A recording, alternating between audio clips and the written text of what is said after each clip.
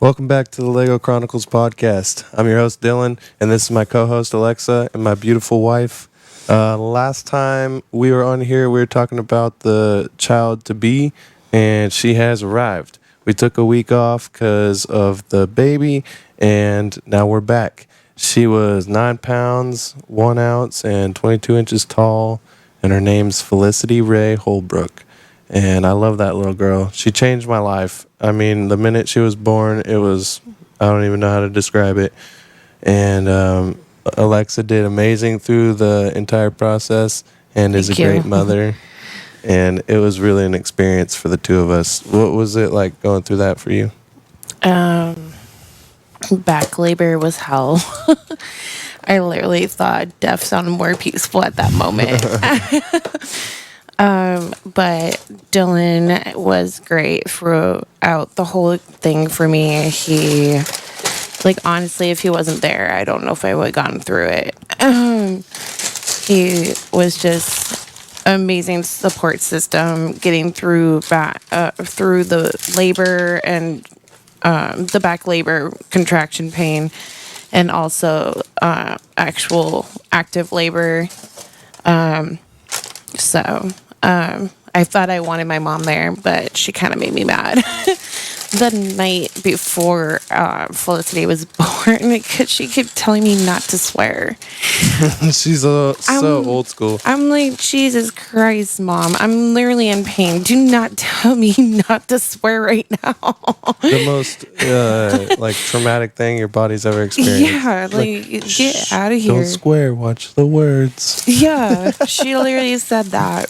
So the day she was born, I told the nurses and the delivering doctor, my OB, I was like, please do not allow my mom in here. I know I said I wanted her in here, but no, I don't. I cannot be told to be when I'm giving birth, okay? It's not appropriate. So it was just Dylan in there, and it was an intimate experience for sure. It was very intimate, and he was absolutely freaking great. Even the nurses were like, I never seen a dad be so supportive towards the mom. So you were absolutely a team. We're a team. Yeah, in this we together. are a team. So it was a good experience overall, minus the back labor contractions. But would you do it again every day of the week? What? I said you would do it again, though. Yeah. I don't know. Not for another one, but for her. For her, yeah, I would do it again, but I don't know. I'm taking that loosely. I don't know. It was pretty intense. Huh? It was really intense. The only thing that made my back labor contractions feel better was getting all fours on the dirty hospital floor. It was clean. Yeah, but still, it's still a tile floor. Yeah, it's a hospital floor. Yeah, and then one of the nurses gave me this comb to pinch my palm with to distract my brain from the contraction pain. It worked, but I wanted it completely gone. I don't tolerate pain very well. No, we figured that out today. That day. I really hate pain. I really don't like it. Yeah. You did well though. Once you got through that, yeah, once I got through that. Thank God for modern medicine. Right. And then epidural saved my life for sure, except for I didn't like the fact that I literally was just like a vegetable in the hospital bed until I gave birth, pretty much. Right. Fully surrendered to the whims of the doctors. Yeah, pretty much. But the nurses were great. Yeah, everyone was so nice, so great. Everyone was super hopeful and positive for the most part. Yeah. There was one nurse we didn't like, but there's always going to be that one person you don't like no matter what it is. So. Yeah, they were really cool with the rules too. Yeah, they were. They understood. Mm-hmm.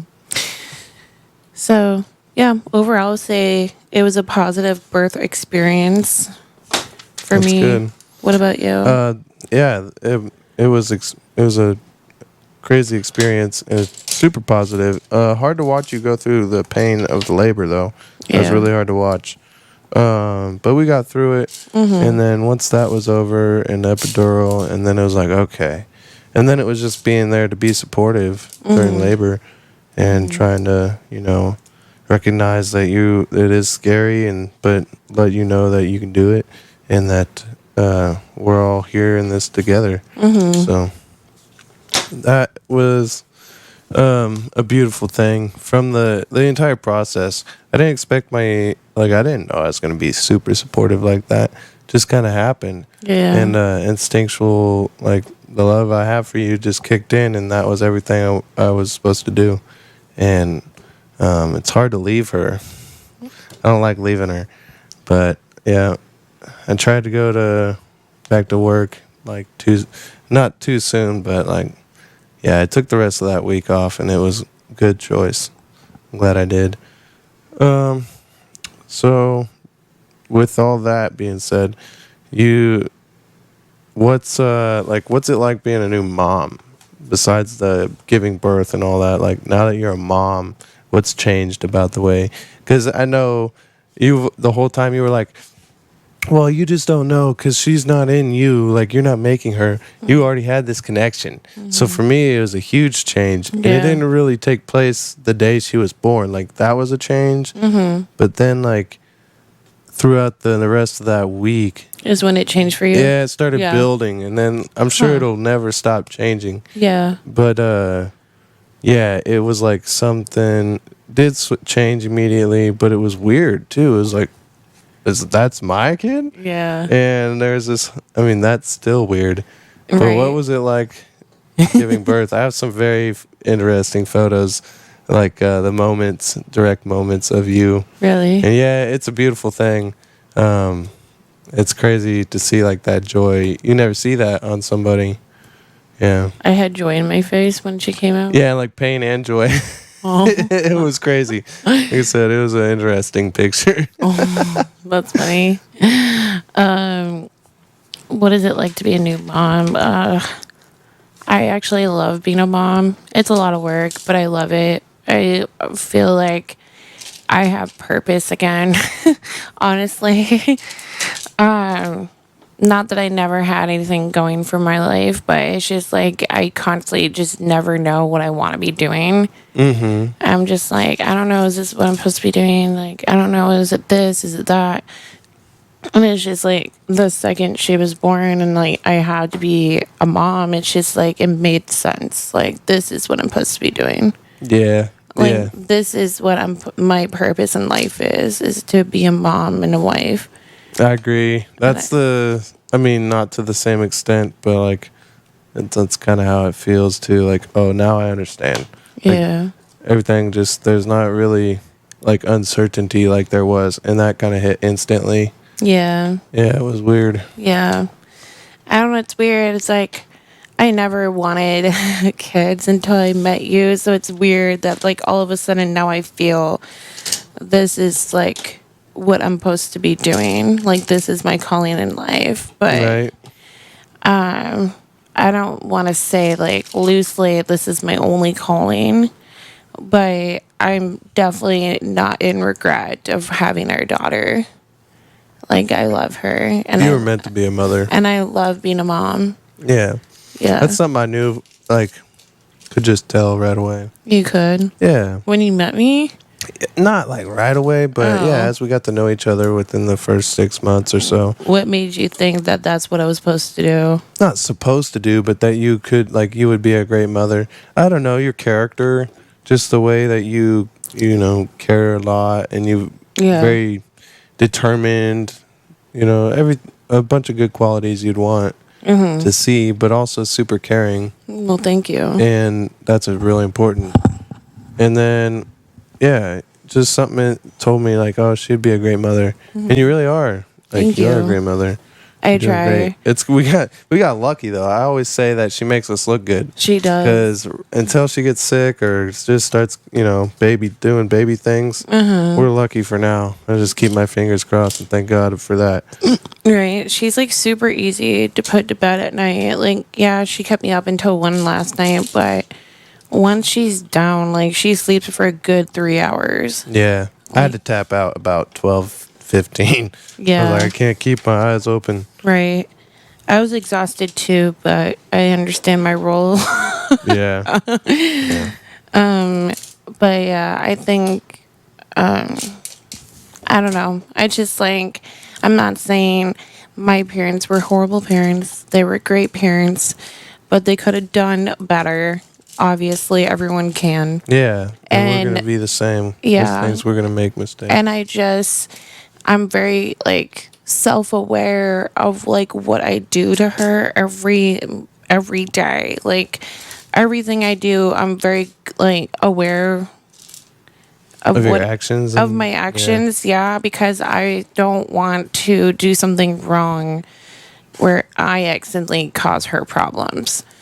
Like, you know what I mean? Like, Yeah. and I know like it's probably gonna happen eventually. I might do a thing or two that like affects her, but I have to remember I'm only human, but I can do my very best This is true. to eliminate it. Like, Yep. yeah. I agree. I think about that. And then like even like I think about like just when I want to hold her and stuff, like I try and like clear my head of any stresses or work or like whatever guy cut me off or whatever it is. Mm-hmm. And just try and have like a empty mind and just be open to like being totally dedicated to her. Yeah. Because I think that like at least with horses, if you show up with a bunch of tension in your body and on your mind, and you get on a horse, you're gonna feel that in the ride. The horse is gonna resist. It's not gonna want to cooperate. It's gonna feel all your anxiety and tension and everything, anger, whatever it is going on. And you're gonna have a terrible day on that horse. Yeah. So I feel like if they can absorb that, like I don't know. But I Babies just can feel too. like I want that energy to Yeah. be peaceful. That way, every time, like she doesn't ever subconsciously absorb this like Energy. tension, this tight energy, this anxiety. Yeah. So That's smart. that's something else I'd do. I mean, it's very It's easier when I'm around her to be super calm though. Really? Yeah. Yeah. Yeah, she makes you forget about your problems. That's for true. sure. You forget what time it is. Like, Right. So now that she's here, like, how do you feel like more connected to her now? Because I know like you, like struggled with that when she was in my womb. Like you were kind of like not super sensitive to like her safety.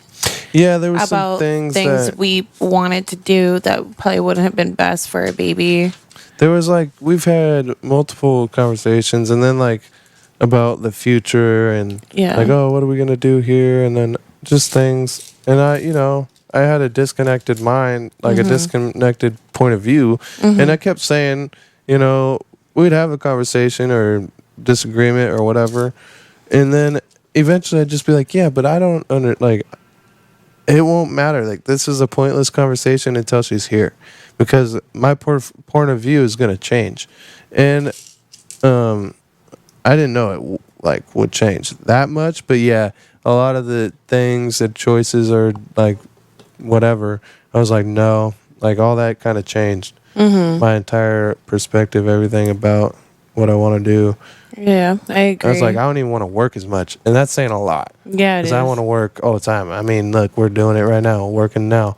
Like, Right. I don't even, if I'm not getting 60 hours, even if I am getting 60, and then I'm still at home putting on the grind, doing stuff around the house, getting the channel going, doing podcasts, building Legos, whatever it is. Yeah, but we're making moves to make that a little bit better. Like we're moving.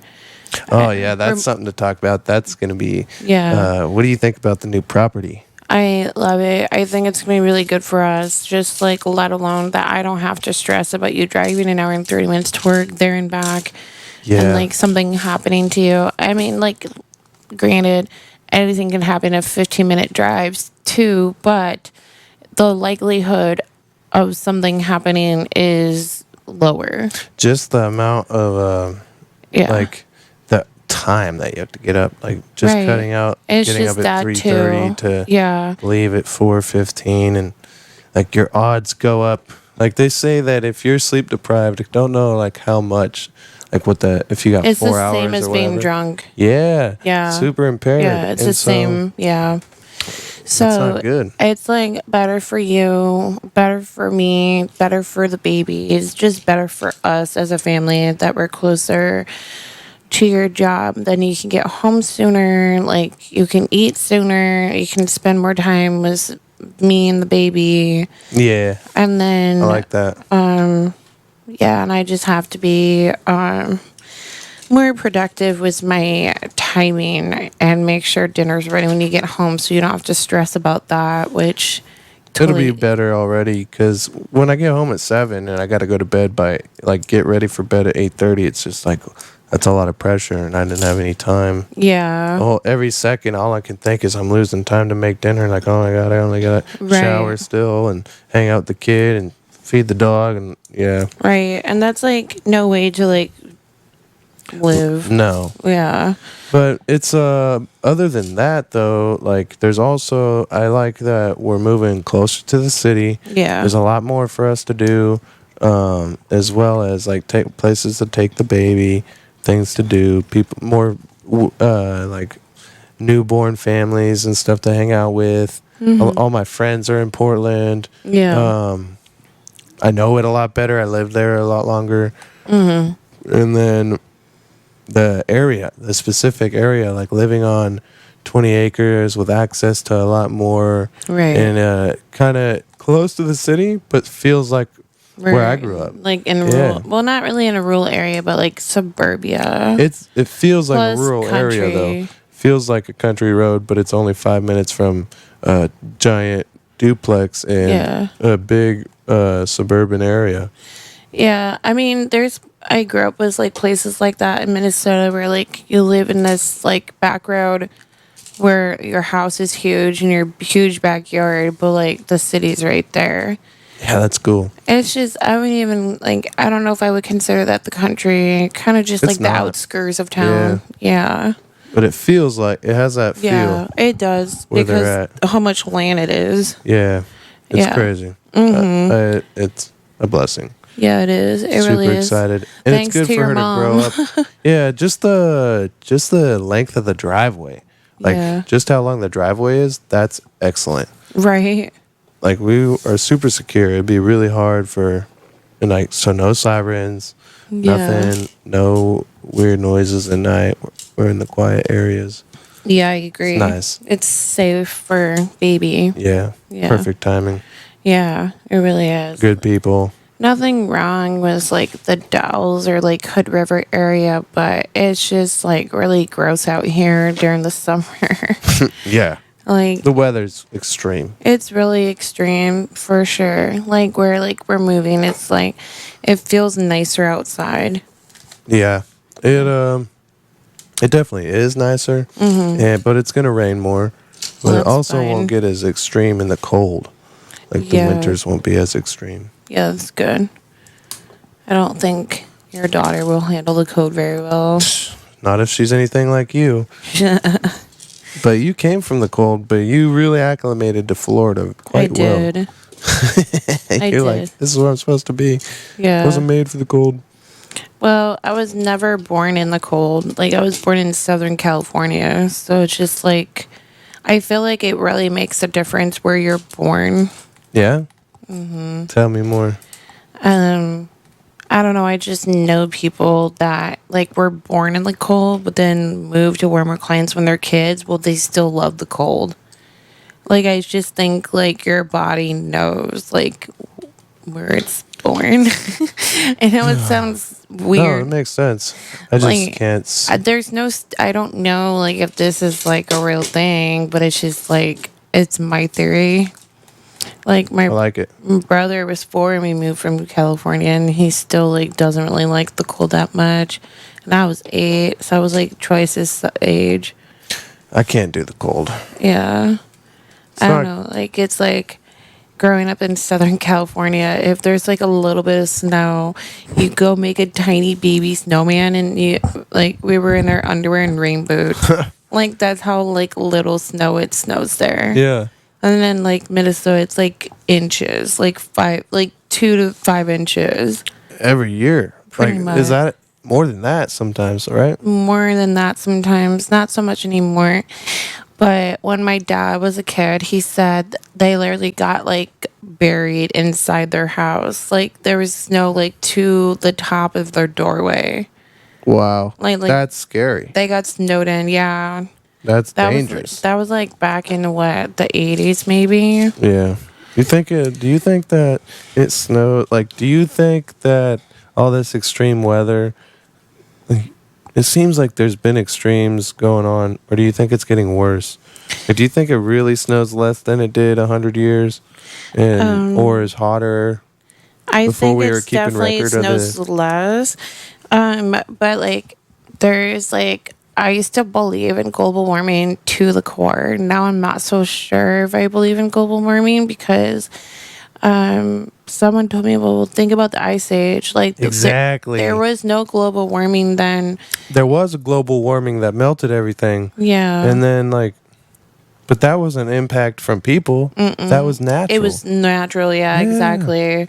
And so now I'm like, ooh, that's a really good point. Like, it's undeniable that people were not the ones who did that. No. And so it's like, well, maybe the earth just does what it needs to do. Have you? There's a place called Crater of the Moon in Idaho, and it's about a 60 something mile stretch, and you're going east, and as far as you can see south, the entire 60 miles is just black molten rock, and and then a little bit to the north, but as far as you can see south for the whole 60 miles, just black, like a valley of black. It looks like another planet.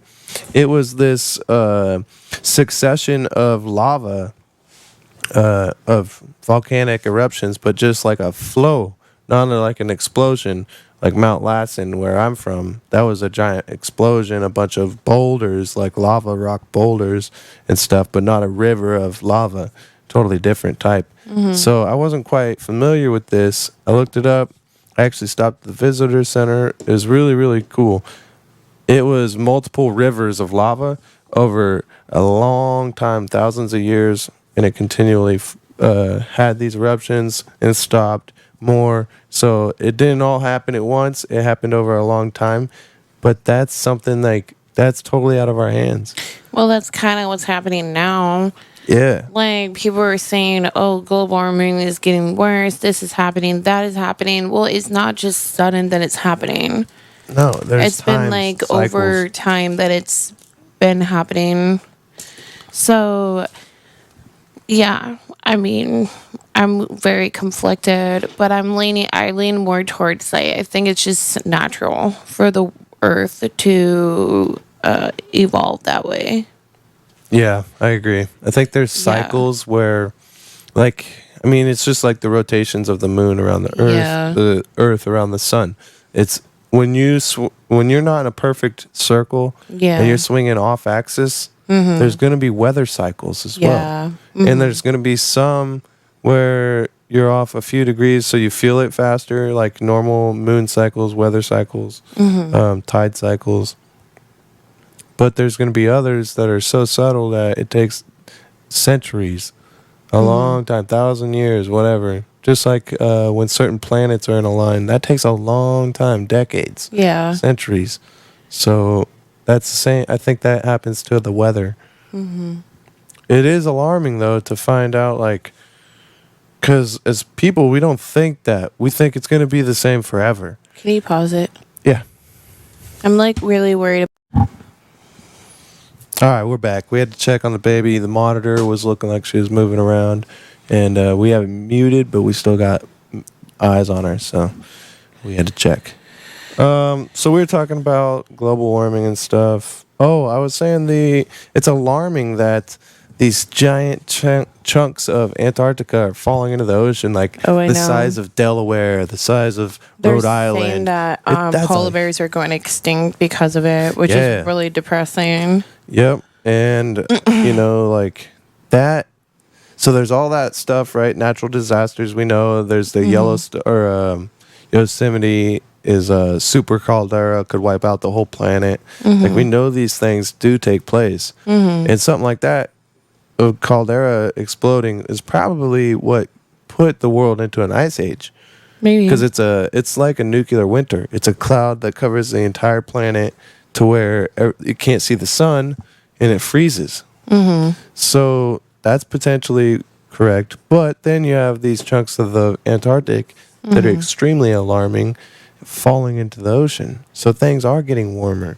So it's like I definitely think so. I read an article, something about like wildfires being more common now. Like, not that they weren't ever common, but they're like happening more frequently now. This is true. So they were saying like younger generations are like in trouble, which was like not very easy to hear because I saw this article when I was already like pregnant. It was Felicity. So I was Man. oh great. Like, what is her future going to be like now? So, but I mean, obviously, like, we can't focus too much on that because who knows what's really going to happen. That's an interesting subject, too. There, you have a very valid concern. Yeah. But I grew up in California. Yeah. And Northern California, there's a lot of wildfires. The Paradise, I don't know what it was called. Maybe it was the Paradise Fire, but it burned down the whole town of Paradise. Everything, the school, the post office, everything, the whole town. I lived just below the hill, and when I went to Butte College, and that's where I did all my shopping and everything. Like I knew the town very well. Yeah, and I knew a lot of people that lived there. It was really sad. And then there's another fire near Manton, California. Burned out that whole town. Burned out.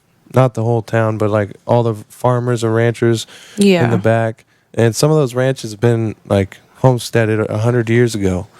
And most of these fires that happen in California, particularly, I can't say from experience of other places, but here in Oregon, if you look at the undergrowth, it's substantial as well. Yeah. But there's like a bush called a manzanita bush, and they contain oils like eucalyptus trees. Like might as well be a gallon of gas. And once that lights, it's so hot. You can't be within 15, 20, maybe more, 20 feet. It's hot. That's crazy. And that's all. It could be cleared. Yeah. The state could have a cleaning and make sure that they clear out all these areas. So when dry lightning happens in the summer, or once the fire was started by a guy who blew out his tire on his trailer, the hub and the wheel bearing, or the wheel assembly right there, hit the ground because of the weight, sparked, lit a fire that took off, and he's just trying to keep the truck on the road. So he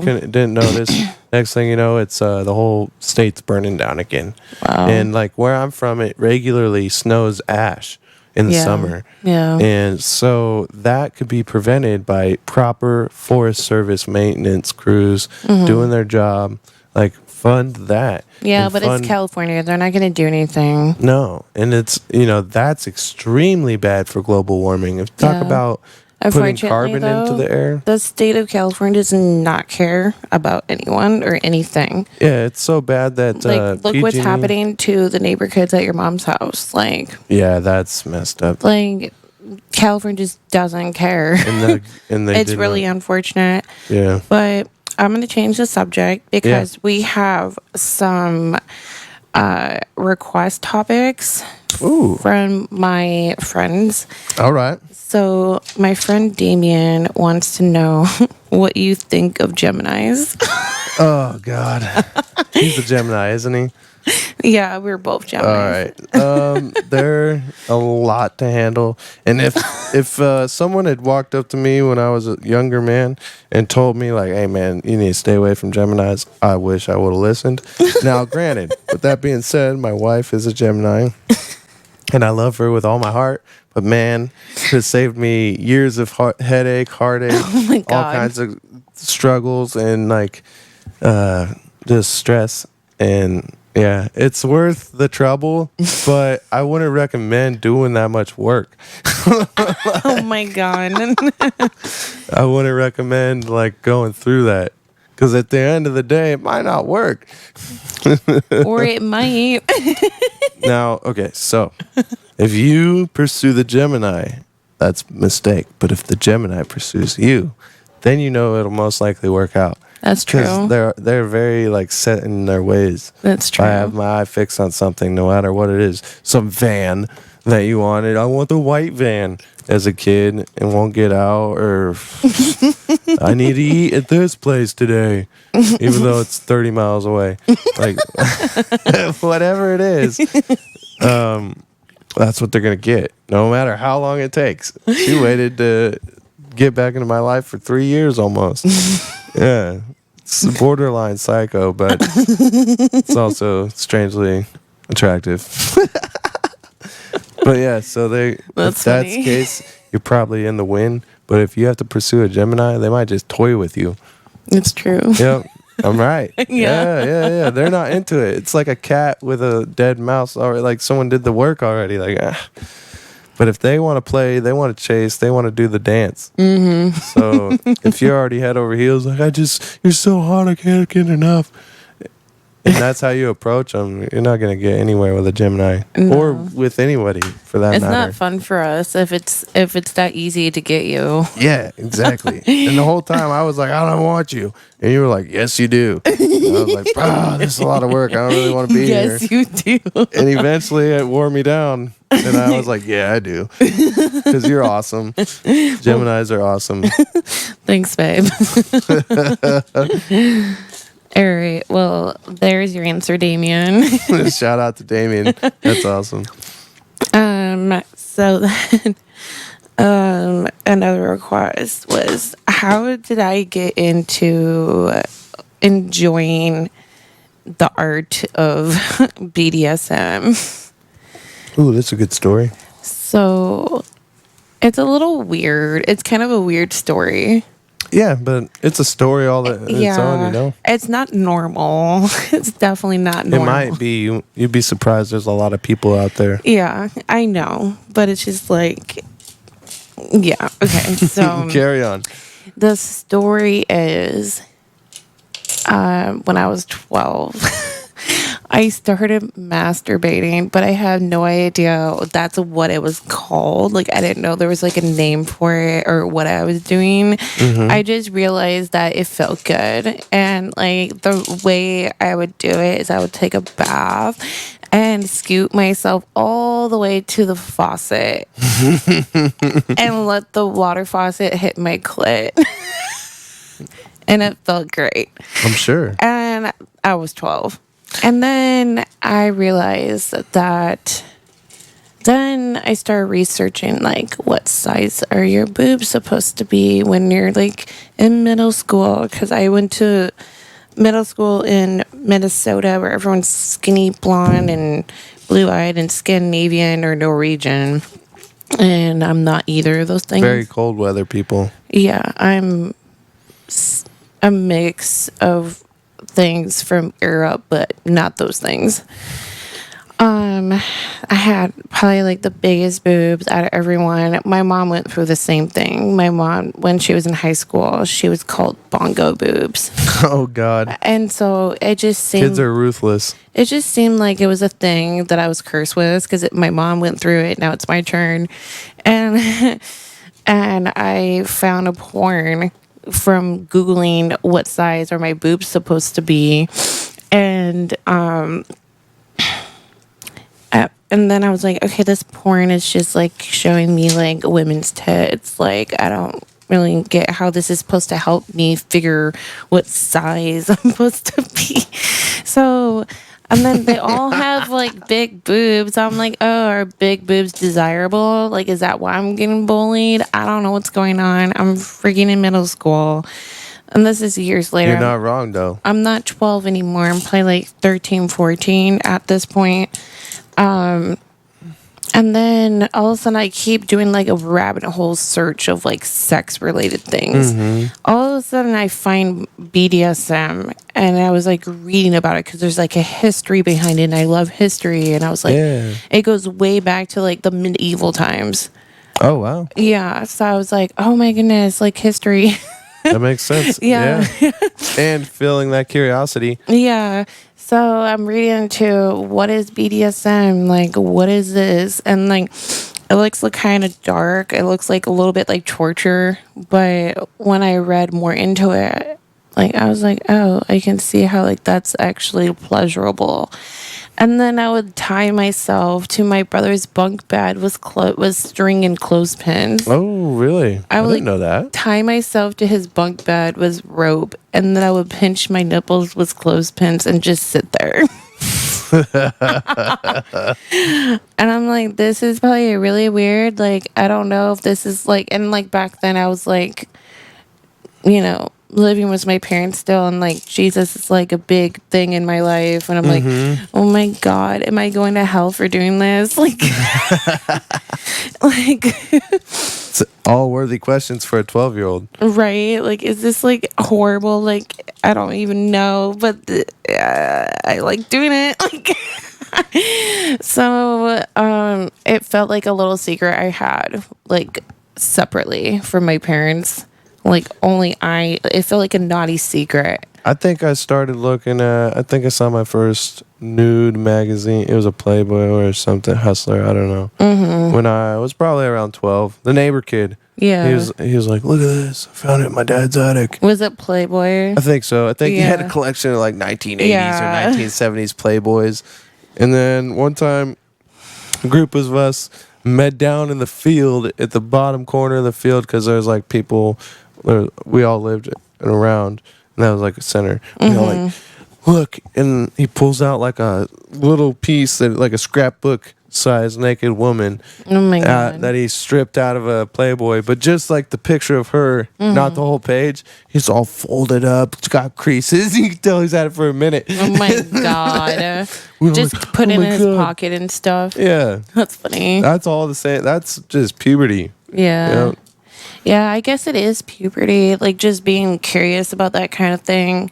Especially like if you're not even getting the sex education at that age. Like your parent and my parents didn't talk about sex. And then And we were just old enough to not have the internet at that age. Did you have the Yeah. internet? How'd you find? I did have internet. It wasn't like super advanced like it is now. Dial up. Yeah. What? The dial up. I can't make the noises. I don't quite remember them, but you never remember like picking up a phone when when the internet was running? No. Oh my God. Dial up. I mean, I internet. remember having a landline, but it wasn't like connected So, to the internet. The phone line was the internet. Oh. So you ran your internet through that. So you needed a separate phone line to run the internet so you could still use the phone.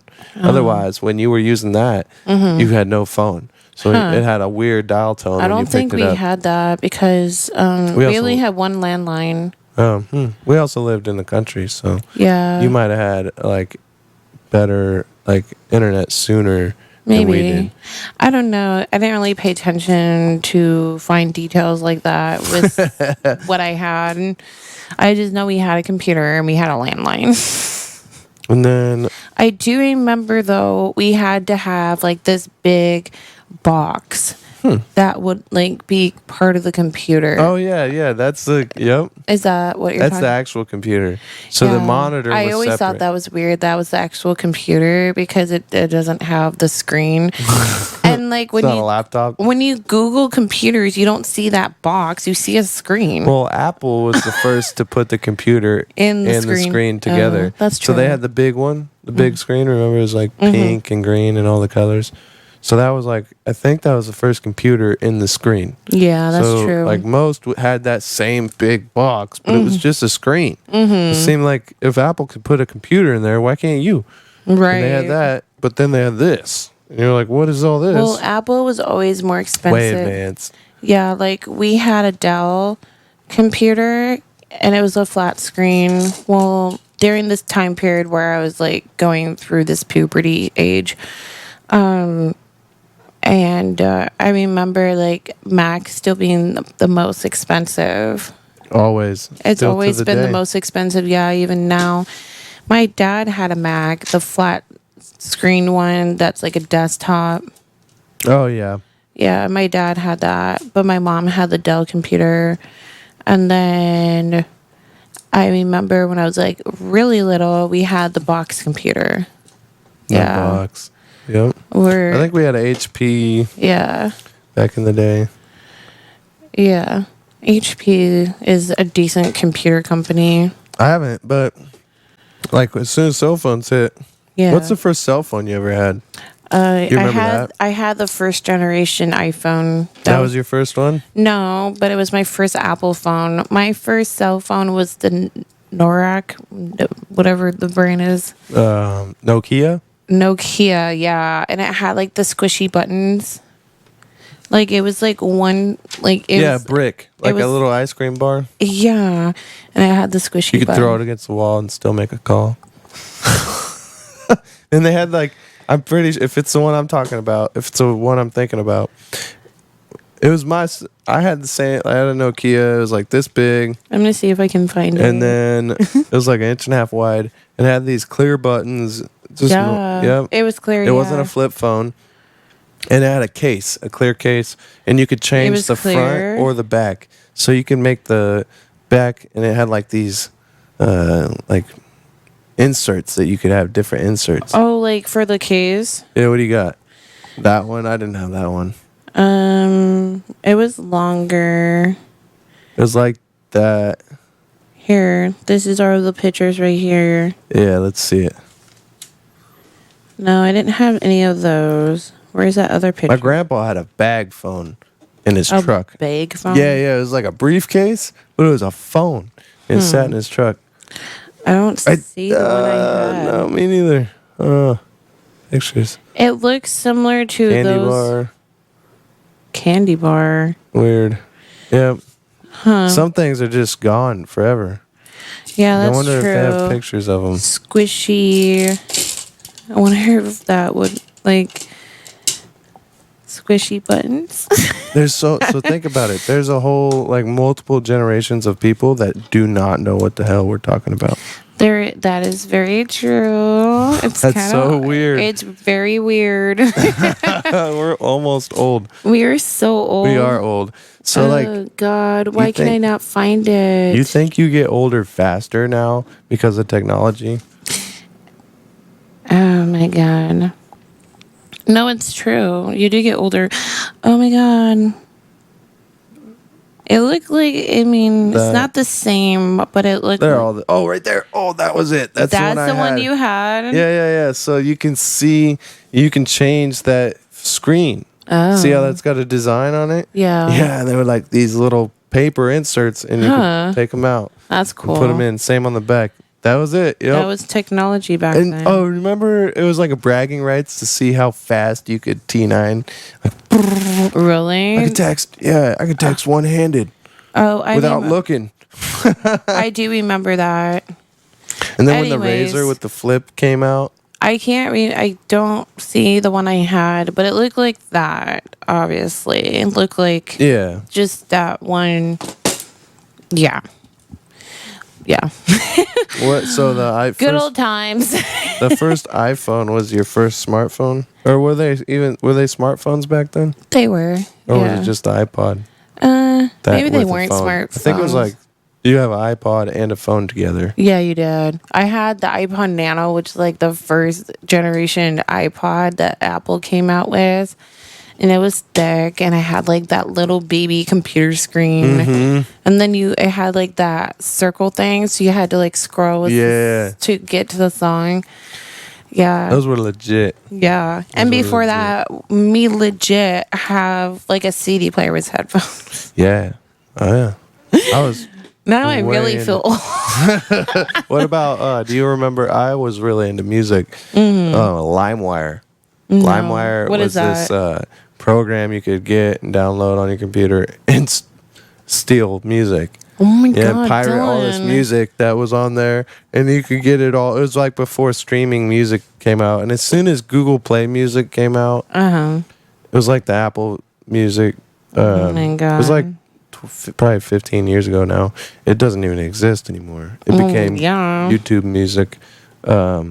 But that I got it, and I just bought it. That way I could have all the music, because it was so much work. You'd have to find a good copy of the file, download that on your slow ass internet, and then get that onto your hard drive, and then get that onto your rip a CD, so you can put the CD in the music car. back then was annoying Yeah, because like if you had like an Apple product, like you had to buy every song on iTunes. Like Yup. there was no way to like download it, or there was no Apple Music. Like I have Apple Music on my phone. I just pay like $5 a month to have like Apple Music, kind Yeah. of like Spotify, and I don't have to actually buy the songs. it's awesome. It's Yeah. the best thing ever.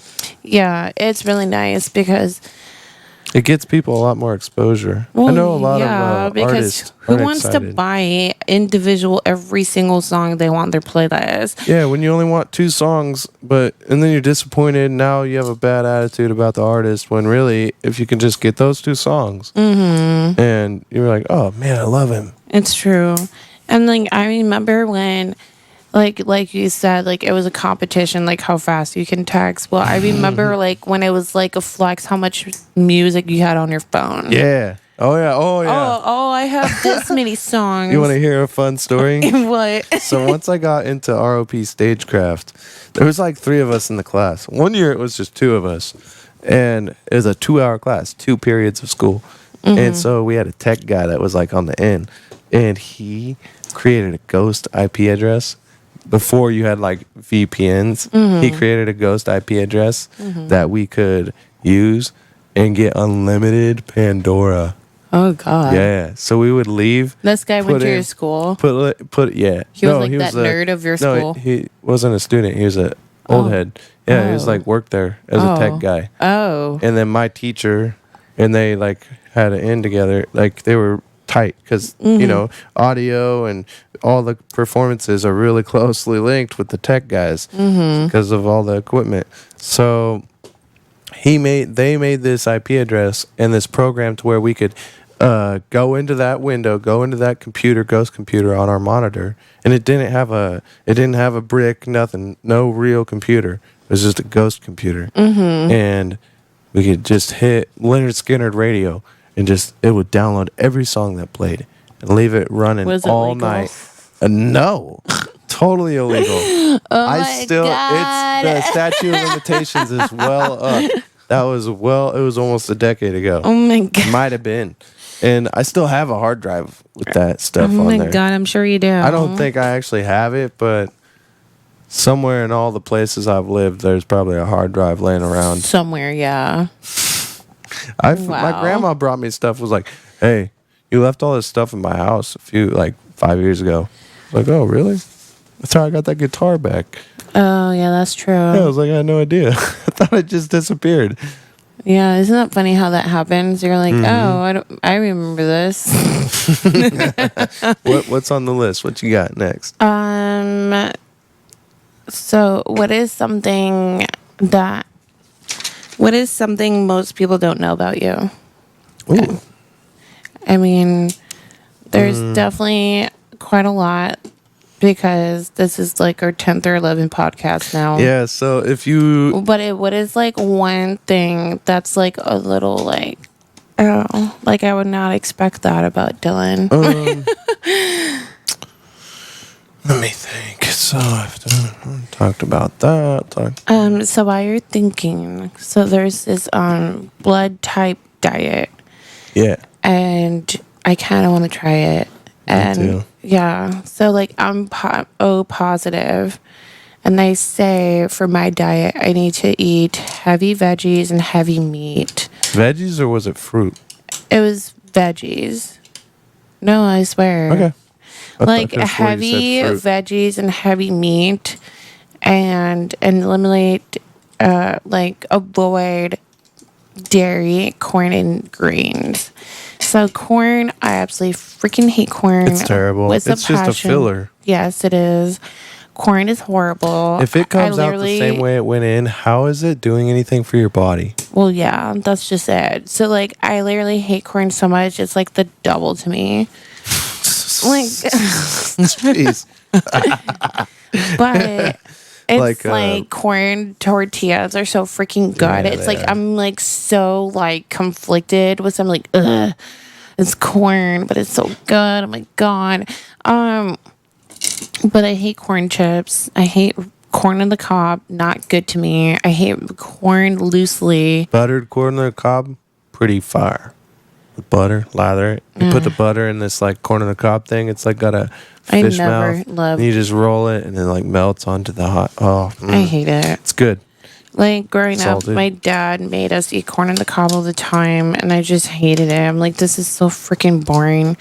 I'm like, and like greens, they're not even good for you anyway. So it's like whatever about that. Well, what But- about that? Sorry, go ahead. No, it's okay. It's just like, what's the dairy? It's like, well, shit, because I wasn't eating dairy for so long because I thought I was lactose intolerant, all because of one incident. You can share that story if you want. That's a funny one. Yeah, And I this- had no idea all these years. I had no idea that was why. you didn't know that was why. No. I literally complained about how it took us so long to get back to Orlando, though. Yeah, I know, but how am I supposed to know that you made a life-changing decision to be a vegan based off this one food sickness? It sounds so dramatic when you say it like that. Because it is. It is. That's what you did. Okay, so since we're already into it, I'll just go ahead and tell the story. So, Dylan and I were in St. Pete for beach day, and I haven't had anything to eat all day because when I go to the beach, I don't like to eat because I don't like bloated at the beach, you know? And then But likes to drink at the beach. I wasn't really drinking though. I was just drinking water. We had gotten some cocktails that We did. ice cream had alcohol in it. Did? Yeah, it was the whole point. It was like I alcohol. don't remember ice cream having alcohol in it. Yeah, but- I could look it up. Okay, whatever. Anyways, so like after we leave the beach, I was like, oh my God, we have to go to this place called Scoops. Like it's local and handmade and privately owned. And like he was like new to Florida from California. So like I had to make sure like he went there. And then It was good. Let's And see if I then- can find it. What's it called? You said Scoops? yeah, in Right. St. Pete.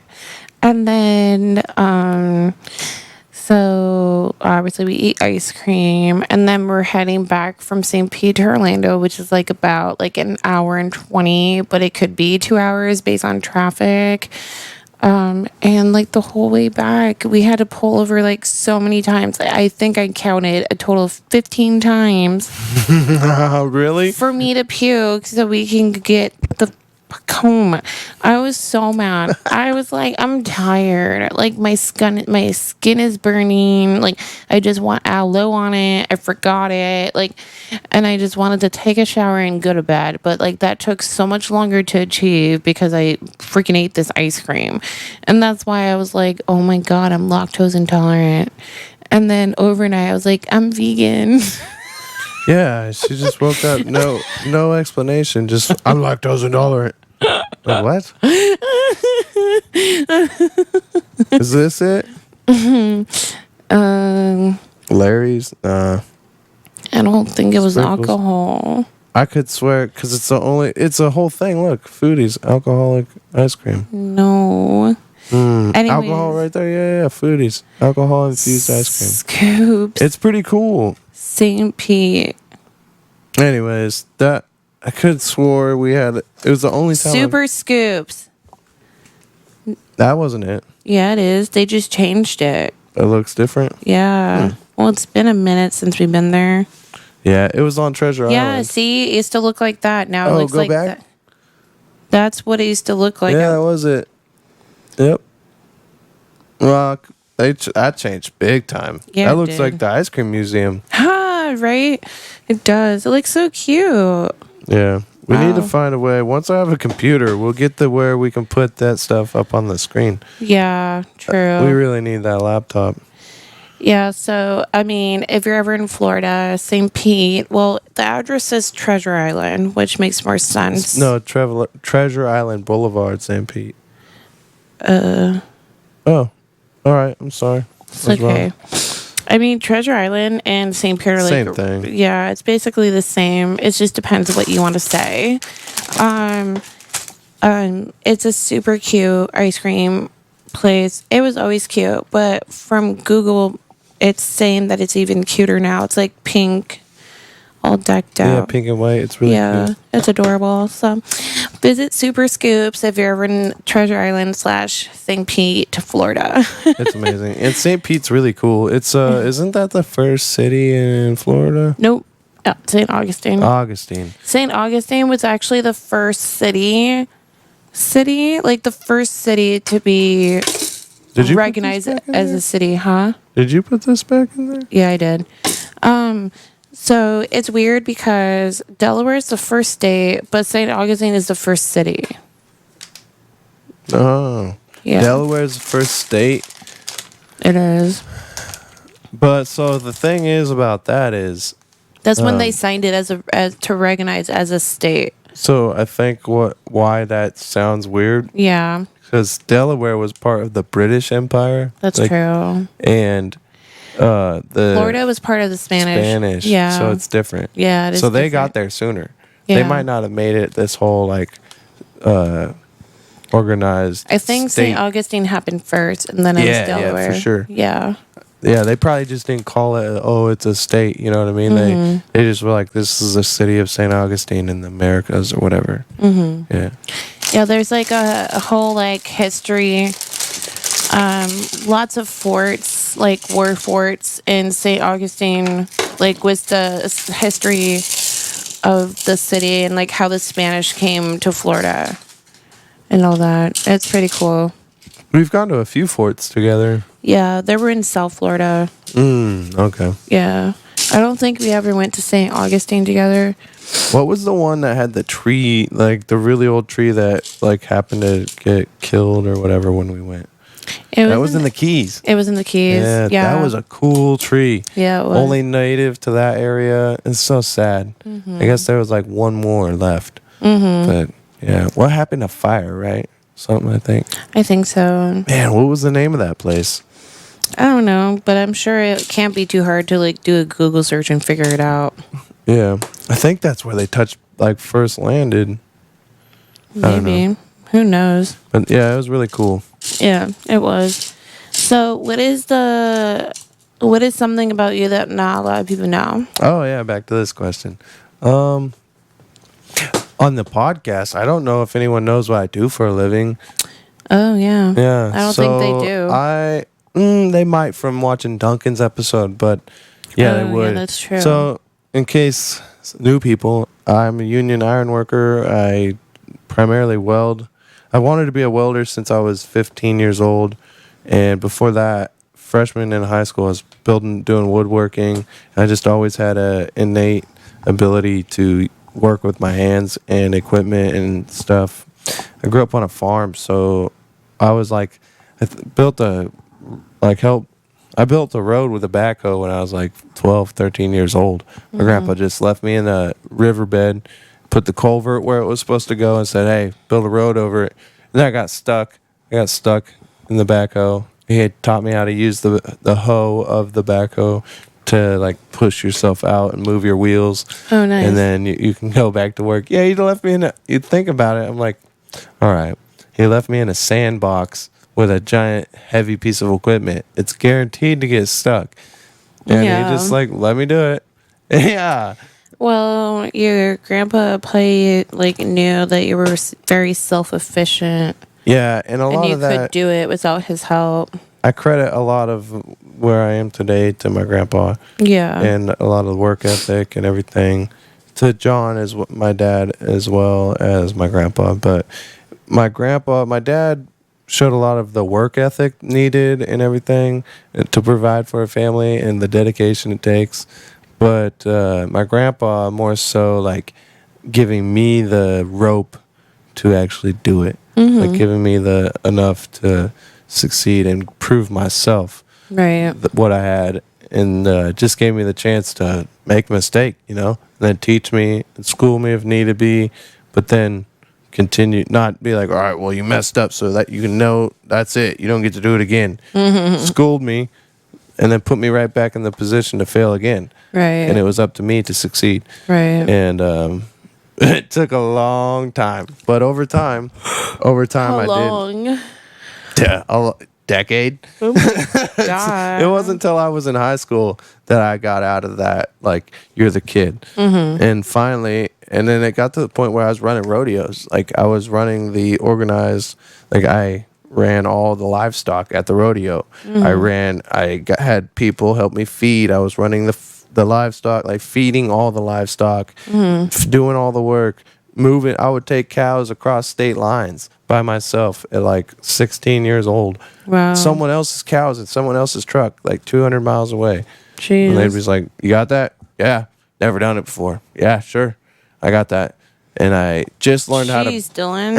How do learned- these people I'm trust you driving not a to mess stick it up? shift. I know. That's what I'm saying. I was driving a stick That's shift. so weird. Dually, and I had some big ass trailer, and I had to back it up. No one there when I got there. I backed it up to the gate, let them all out, released them, drove back. Is that what it's like to live in the country? Everyone just I expects don't you to know think- how to do I things. don't think that's normal. No, that's not normal. I didn't live a normal lifestyle. Yeah, that's But that pretty was clear. But that gave me the ability to know I can do anything. Yeah, Anything I set my mind to. Like, I didn't think it was possible, but I trusted myself that I knew I had. If he trusted me to do it, then I'm going to trust myself to figure it out. yeah, And I had done all of it, but just not, like, I knew how to back up a trailer. right. Did it with a different truck, a different trailer. I knew how to drive a stick, different truck, different trailer. Done it a lot. Knew how to do all the things, but never did them all at once and with the mileage. So it was like, all right, here's, we've been training you, and now this is it's like for a fighter, like, now it's time to fight. So all that work you did, you should be able to, like, now is the time to show what you've learned. Right. And that, I remember that, and it was a big moment. And 'Cause I was really scared. And that's why you're an iron worker. No, it has nothing to do with it. That's just why I believe in myself. That's just why I believe in myself, and, like, Well, that's good. the fact that if I know, and I'm being honest, if I know that I put the work in and I'm being honest about it, and I'm not lying, saying I did, not lying to myself, saying I did when I know I really didn't. If I'm honest to myself, I can stand by whatever it is I tell that, like, whatever it is, you're ready or you're not ready. Because even fighting, you get scared, or riding bulls, you're scared. Like, you're going to be, there's a moment, if you're not scared, something's wrong with you. Because you should Right. be scared. That's a dangerous thing you're about to do. Right. But you can trust that you've been there do it. before. Yeah. You can figure it out. Yeah. I agree. I don't know if I ever done something that I didn't think I could do. Because, like, the chance of failing to do something you don't think you can do that's, like, pretty serious, the consequences are pretty heavy. Yeah, it's really scary. So it's like, if I didn't really think I could do it, like, I probably won't do it. Like, I don't know if it's so much as to think you can't do it, but to be scared, like, because you've never done it, and you've never been given that much responsibility. Like, it is. The consequences are extremely. well, like, just like I was scared to be a mom Yeah, see, that's it. because The I same never thing. done it. I was scared to give birth because I never done it. And each of those consequences could be severe. Yeah, exactly. That's what I'm saying. But, like, I had to, like, constantly tell myself, well, I'm, like, probably, like, one of the very most healthy people in the world. Yep. Like, my body can probably do it. You're young, you're in your prime, everything. Yeah, Yeah. But that doesn't mean it wasn't scary. it was. I remember talking It's about still it. scary. Like, right Yeah. now. I know, we got her on the monitor right now. Yeah. I was just checking on her. Yeah. Temperature's climbing, but she looks very cozy. She does. I love that girl. Me too. I don't think I want another one, though. I think we're good.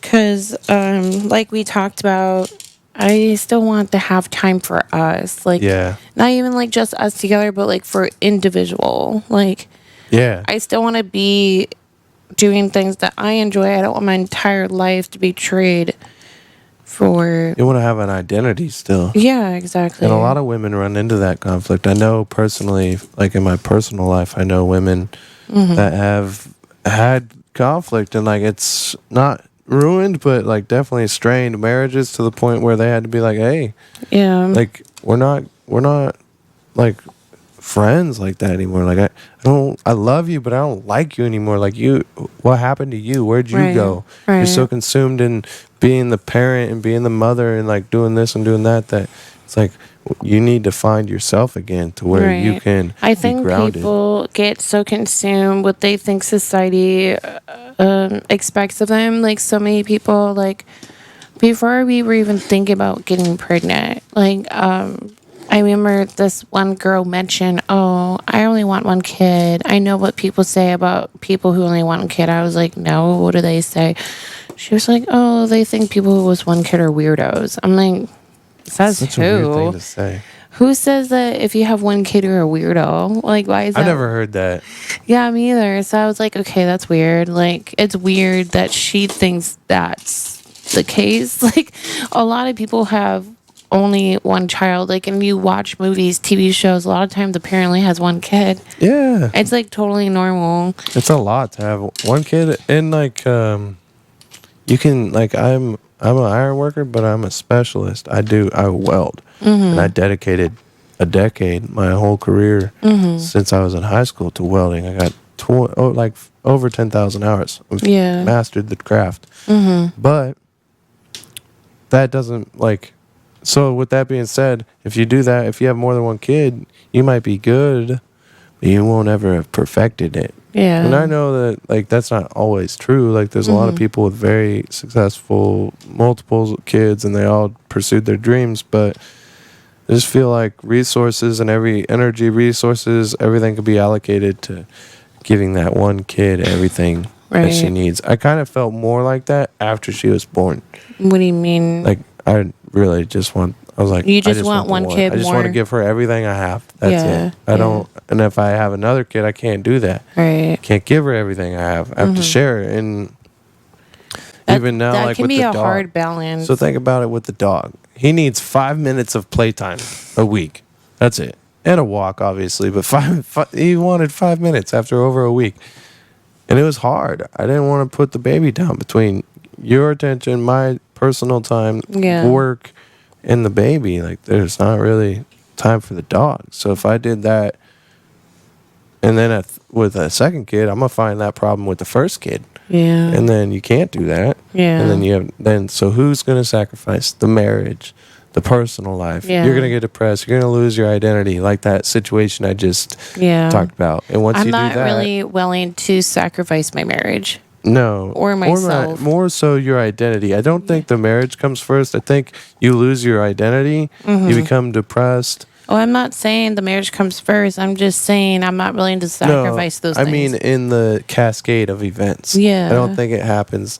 I mean, it could, but the way I would see that anything happens like that is like you start to like lose your own joy in life, and that leads to neglect of like now I'm not the person you were happy being around because I can't. Oh, you can't get out of the slump, right? You just act like you're just gloom because you don't feel fulfilled with the role you have because you gave your role away. You gave all your attention away to the children, yeah. and then now you're just working for the kids, and you're just doing this. There's nothing. Like when you talk about your day or what you got planned, there's nothing that's about you. It's just I have to kids. buy this for Yeah. them. I'm working, and then we're gonna get this for them, and we have a sporting event, and then this summer we're going to do here with them for them with that camp, and it's like never once did I hear anything you're doing for you, Right. and that's a problem. It's Yeah. the same for both parents. It's a huge problem for me. Like, I don't have,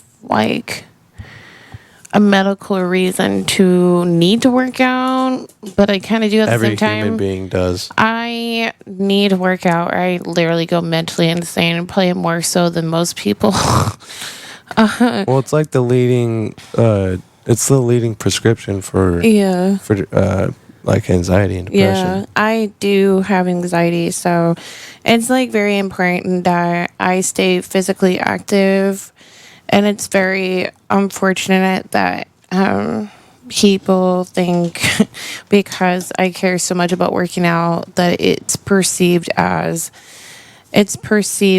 I am very vain, but it's like it's not even that. It's just like the fact that when you work out, you feel so much better about yourself, and you feel happier because the endorphins, and then you're not so crabby, and like it's just really like important. it's just like a snowball effect of positive side effects.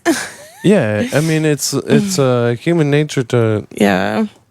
like I said, every human being has that. They need it. It's requirement. Like we came from people of strenuous exercise. They all had to survive. Right. Only the strong survive.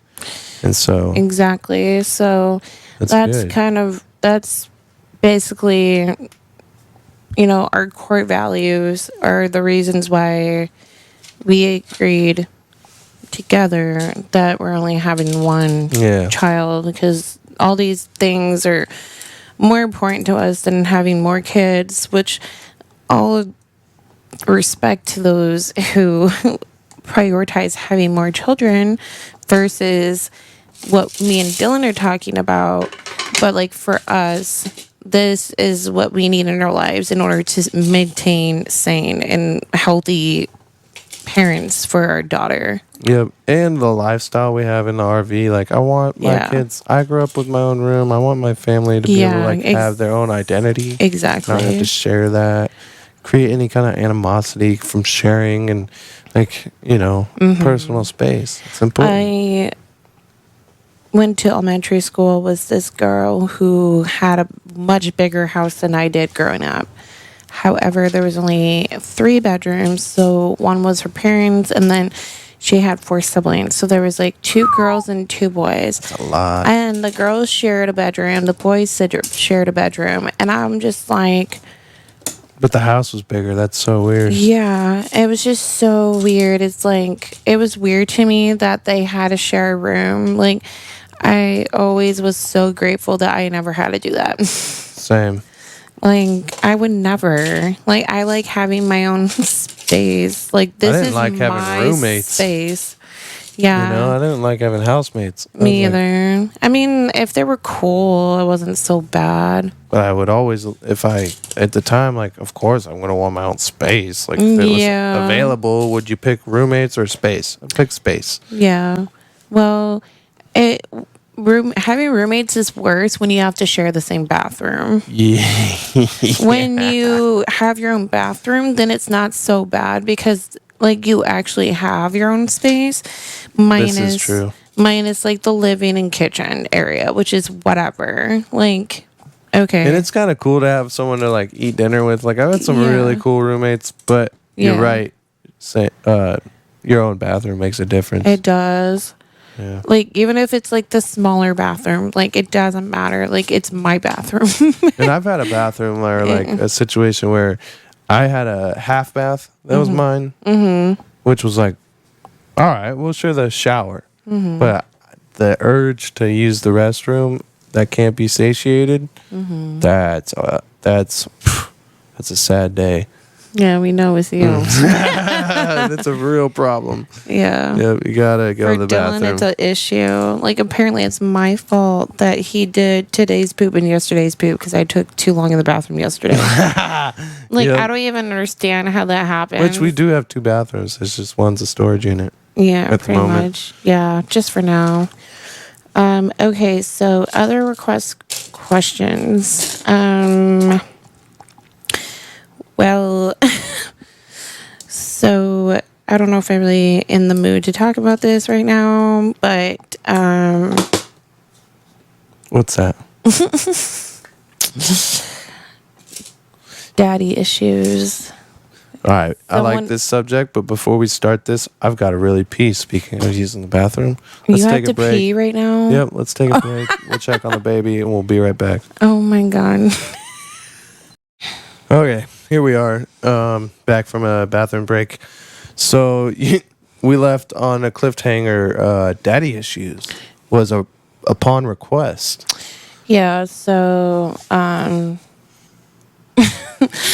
like, okay, should we talk about something else? But no, it's fine. We'll talk about it. So, I've got a lot I could say. I would like you to go first. It was your request. okay, so my dad wasn't like a horrible dad. He was actually really great until I reached like 14 when I got my first period. And all of a sudden, I become a young woman and I have opinions. Yeah, but you are opinionated. And apparently, like, little defense. me having opinions was an issue for my dad. I mean, this is just my perspective of how things went down. He might have like a different story than me. Of course. But like, as most our parents. yeah. But this is my perspective of how things went down. And it just like seemed like ever since then, like my dad and I weren't close anymore. And he was like not that nice to me and my brother. Like never abused us like physically, but like he was like kind of like verbally harsh. If you know what I mean. Like, yeah, that makes sense. I don't want to say he was like verbally abusive, but he was just like really emotionally stern. He was stern. He was more emotionally abusive, not verbally abusive, if that makes sense. Like, So yeah, that does. yeah. So and then like there's just That's kind of a Minnesota thing though. what, emotionally abusive? Yeah, like they play like they're like Minnesota nice. Yeah, passive aggressiveness. Yeah, that's Emotional true. abuse. Like they hit you with shit that's subtle. It's not like fuck you, but it's like Yeah, I guess that's true. It is a Minnesota thing. My dad's born and raised in Minnesota, so makes sense. Probably like the only thing physically that my dad did to me was when my parents were separating. So I'm like in like high school now, like 9th or 10th grade. They actually separated when I was in 7th grade, but they didn't actually file divorce until 10th grade. was it different? Pause. Was it different when they were separated? Like did it feel different? Like when you were pregnant, I was a dad, but it was different when she was here. Like did it feel different once it said divorced? Yeah, it did. Is that when it made it? It was like, it felt different for me. I don't know about my parents. They were really happy about it. I don't know. But it felt like different for me. It felt like when they were separated, like I somehow like just felt like life just kept going on. Like it was like whatever, life goes on. But like when they like finalized divorce, it felt like doomsday. There's no recovery. Yeah, like it was just like I always knew the day would come. Like I knew there was no way my parents would get back together or like anything like that. But it was just like, I don't know. It's just weird. It's like it just felt like finalized. Like this is it. Like it's real now. Like it's official. And like Damn. I just remember like thinking, oh, fairy tales don't really happen. Like there's no such thing as fairy tales. Like it's all just like a So all your whole like it. So it changed like your entire beliefs. yeah. It Rocked just your foundation to the core. yeah, it did. Like it just like killed like my like I don't know how you it just like killed like my joy and like positive outlook on love. Like Damn. yeah. I've never been through a divorce, so I yeah. wouldn't. It just like made me feel like, oh, two people can't love each other forever. Like that's not a thing. Oh, that's sad. Yeah. And it's like people just love each other temporarily, and then when things get rough, it's like they just quit. I know when dating before, not recently, but dating before, it came up a lot. Is Me? like Yeah. if we were to get married, like I need to like Yeah. just in general get married to anybody. Like I will never get divorced. Like that's a big part. It of was my, something like, I made it beliefs. very clear. Yeah. Yes. I told you that like if we were ever to get married, like divorce is not an option for me. Yeah. Yeah. Yep. And it's just like because it affected me heavily as a kid. I mean, it affected my brother too, but he was better at hiding it. Yeah. Like, I was not hiding it. Like, I started cutting myself. Like, I'm not a cutter. I am not that kind of person. But, like, I didn't even know what cutting was until one day in high school, this girl's like, she had like all these marks on her wrist, and I was like, what is that? And she's like, oh, I cut myself. And I was confused. I'm like, what do you mean you cut yourself? Like, she's like, you know, like, take a knife and you cut yourself. And I was like, why do you do that? Like, and It was a good question. yeah. And she's like, oh, it numbs the pain. I don't think about my pain for 5 minutes. And I'm like, is 5 minutes worth it? And she's like, yeah. I was like, oh, okay. Like, and then I was like, that's weird. I'm never going to do that. And then one day, like, I was just in so much distress because my mom was like going to a Halloween party with some other guy. Was it the first time she'd gone out with someone? Yeah. And like, Did she just spring it on you, or had she like... No, I didn't know about it. We were actually... So it did just come out of nowhere. Mm-hmm. Damn. And we were supposed to do something, but plans changed because she wanted to go to this party. And then I got like so like it was already... Oh, so not only was it like, oh, it wasn't a day where there was nothing going on. Like, you had plans? Mm-hmm. Oh, shit. We were supposed to go shopping. And then I was looking forward to it all day long. And then on top of that, my parents are divorced. And now she's going to this Halloween party, leaving me at home. I'm 13 years old. Like... And letting you down. Like, yeah. You chose time with some stranger over time with me. Exactly. When you had plans with me. Yeah. It wasn't like a free day. Yeah, exactly. You had plans with me. Exactly. Damn. So I was like, just like, I lost it. And I was just like, oh, I'm going to try that thing that the girl told me about. Like, so luckily for me, I did it the wrong way. This is how much not of a cutter I am. So, like, I did it on, like, the front side of my wrist, not on the back side. Oh, wow. So, like, you're supposed to do it on the back side because that's where your veins are. Yeah, we don't need to, like, tell people how you're supposed to do it. Yeah, she didn't tell me that how to I'm do just saying it. we don't need to be sharing that information. Oh, yeah, you're right. Yeah. I'm not trying to encourage anyone to cut. I'm just saying I did it. Anyone that knows how to do it knows how to do it. No one else needs to know. Yeah, that's true. Okay, so the point is I did it wrong. And thankfully I did. Yeah, I appreciate it. I'm glad you did. Wouldn't have the family I have now. Right. It'd be a real problem for me. So, and then I just remember like getting on my knees and I bawled my eyes out and I was like just praying to God. I'm like, please forgive me for cutting my body. Like, please, like, I was just like in so much grief. Like, Immediate. Yeah. I felt so terrible for cutting. It was as soon as it happened, or? Yeah. Like, the second I did it, I felt terrible. Like, I didn't even want to do it, but I was like, oh, I don't know how to get rid of this pain. Like, and, what was I going to say? Like, because in the Bible, it says you're not supposed to pierce your body for, like, your body is a temple and your body is God's body. Mm-hmm. And so I was like... That's very true. I was devastated that I, like, hurt God like that. And, like, I called my dad and I was like, Dad, I need you to come get me. And he's like, why? In his dad's voice. And I was like, well, I kind of, like, just cut myself and I need you to come get me because I need to be... Were you at your mom's? Yeah. And I was like, I need to be in a safe place. And, like, he's like, what? Like, just starts, like, raging out. He's like, we're taking you to the mental institution right now.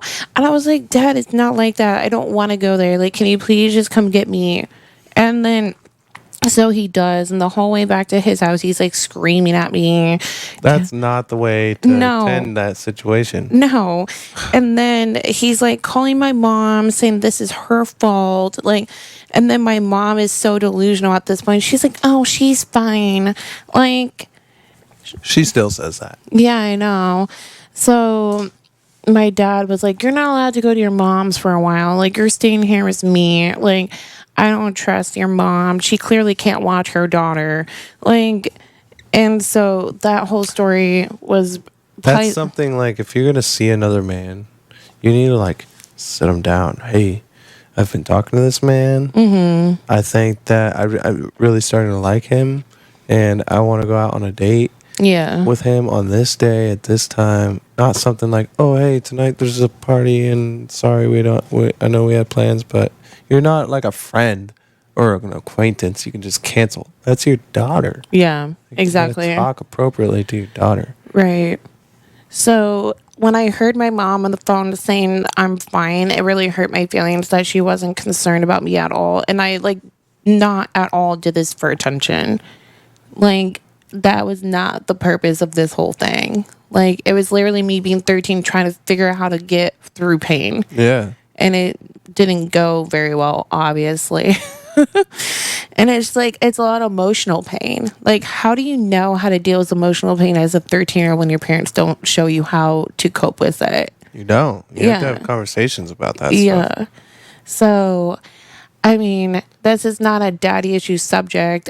In this story, my dad's the hero, but he did scream at me, which whatever. At the end result is he came to get me and he like made sure I was safe. Like he there could be more consoling, but that's everyone makes mistakes. Yeah. You can't play Monday morning quarterback. Mm-hmm. You know, it's like, well, he should have done this or he could have done that. Right. It's like, well, it happened. Yeah. He handled it. You gotta think like how traumatic that must be.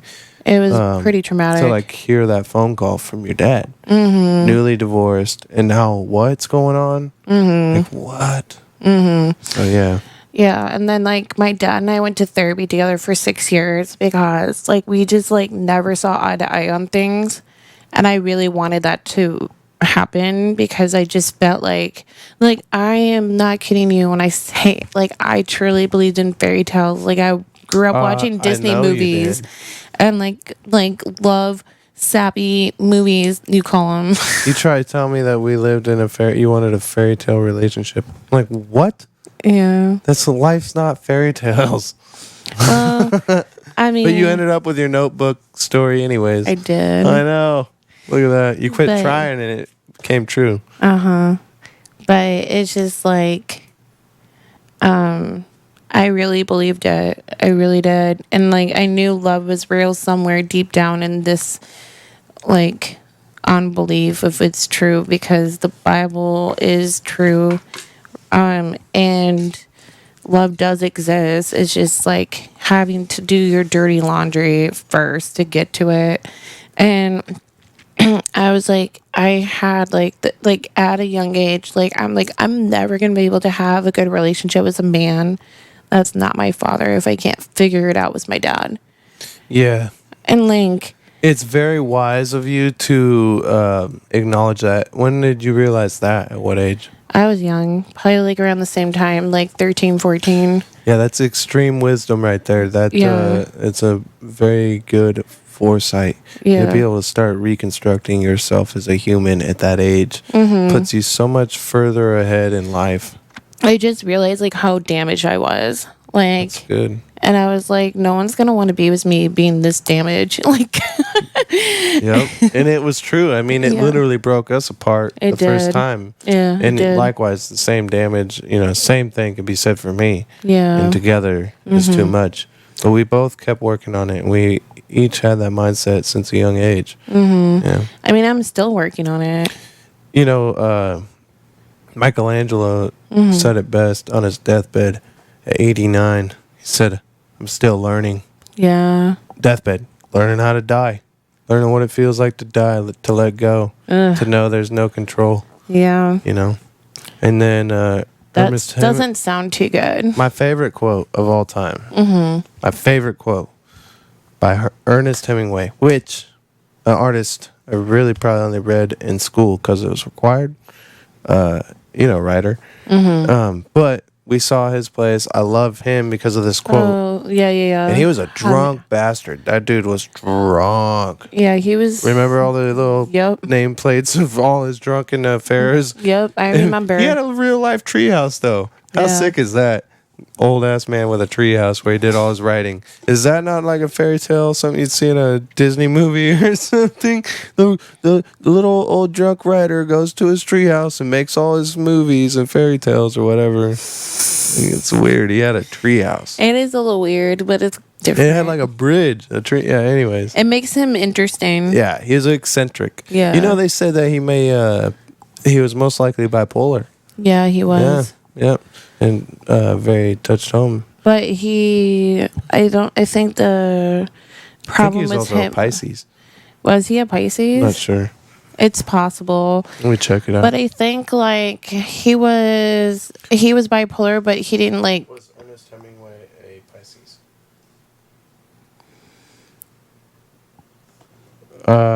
Right here, biography. He found that what he believed to be significant evidence, Hemingway presented symptoms of bipolar. Yeah, so it was for sure psychological autopsy of suicide. He suffered from severe depression, and what else it says? Which is caused by bipolar. Oh, is it? Yeah, so the depression to the highs, the lows. Do you feel like you have depression? I have. From surgeries for sure. Oh yeah, the Yep. dark surgeries you talked about. Yeah, and the recovery coming out of that darkness is a hard thing. It's like I think if you're in a real depression, but do you feel like you have overcome that depression from those surgeries? Oh yeah, Really? yeah, That's yeah, good. Yeah, no, it's a way. It's something that you can't help. Like you're literally handicapped. You Yeah, can't that's true. change anything. I can relate because there was like one surgery I had, like when I got surgery on my fifth metatarsal, that was like a very low point in my life as well.